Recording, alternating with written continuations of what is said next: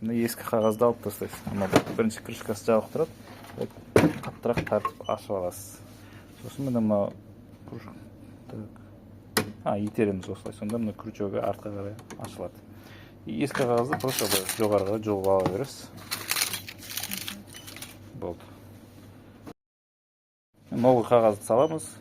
Бұлайынан қағазды айландырып өткізесіз да, мынаны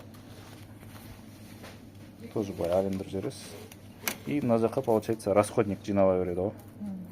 Сосын мынаның ішінде қара жеріңізден типа шел сияқты тұр ғой, екі пластмасс. Мына жақта. Соның ортасынан өткізу керек негізі қағазды. Соны қазір өткізіп жіберемін. Екі ортада не? Мына бөлесі типа қағазы ойнап тұрмас үшін ғой. Бұл негізі не обязательно, бұл қағазы и так кетпейді ешқайқа. Просто былай үстіге жылжытып қойсаңыз болады. Мынаның арасынан өткізсеңіз болды. И қағазды мына жаққа қойған кезде выравнивать етіп, қазір мен жауып жүрейін. Күрчөгі былай ілінеді ғой сонда ары қарай. И былай қысылып тұрады осыны.